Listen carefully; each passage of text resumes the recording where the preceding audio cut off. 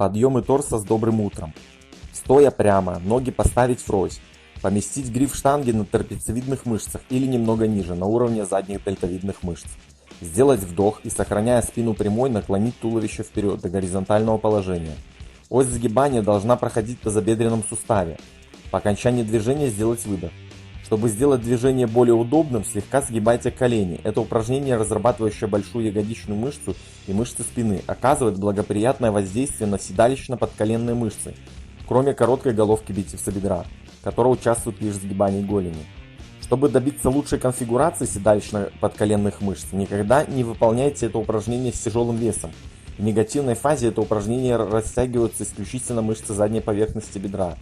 Регулярное выполнение этого упражнения позволит вам свести до минимума вероятность получения травмы при выполнении приседаний с тяжелым весом.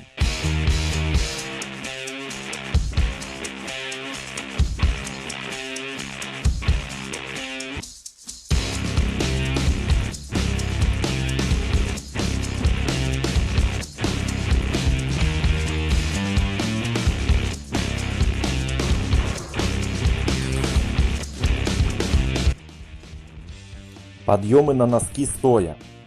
Стоя, спину держать ровно, штангу поместить на уровне трапециевидных мышц или ниже. Встать на специальную подставку, расположить на ней носки и подушечки стоп, а пятки свободно опустив вниз. Голень держать расслабленной и растянутой. Сделать вдох, напрячь стопы, подошвенное сгибание, подтянувшись вверх на носки и вернуться в исходное положение, опустившись вниз. По окончании движения сделать выдох. Это упражнение тренирует главные мышцы голени, включая камбаловидную мышцу, короткую и длинную головки икроножной мышцы. Чтобы правильно напрягать эти мышцы, очень важно подниматься на носках как можно выше в каждом повторении движения. Теоретически в позиции носки наружу изолированно разрабатывается медиальная головка икроножной мышцы, а когда носки внутрь, ее латеральная головка. Однако практически осуществить это бывает трудно. Тем не менее, можно перенести часть нагрузки с икроножных мышц на камбаловидные мышцы, согнув колени и тем самым отключив от работы икроножные мышцы. Примечание. Разгибатель голени представляет собой чрезвычайно мощную и прочную мышцу, которая держит нагрузку тела человека в течение всего дня, поэтому не бойтесь нагружать эту мышцу тяжелым весом.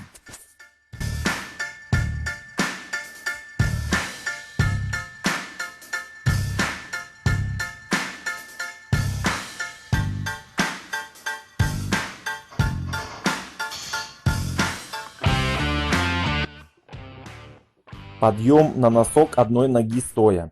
Стоя на одной ноге, носок ступни расположить на специальной подставке, взять гантель в руку со стороны опорной ноги, а второй рукой держаться за раму тренажера. Сделать вдох и приподняться как можно выше на носок, подошвенное сгибание, сохраняя ногу прямой или слегка согнутой в колени. Вернуться в исходное положение. По окончании движения сделать выдох. Это упражнение задействует трицепс голени. Для лучшего результата выполняйте упражнение до появления чувства жжения. Примечание. У некоторых лиц трицепс голени обладает весьма специфической особенностью. Он представляет собой довольно редко встречающуюся мышцу, которая при тренировках не набирает объема. Ей можно придать только силу. При длинной голени низко опущенные икроножная и камбаловидная мышцы могут легко разрабатываться, и наоборот, при короткой голени мышцы не способны наращивать объем.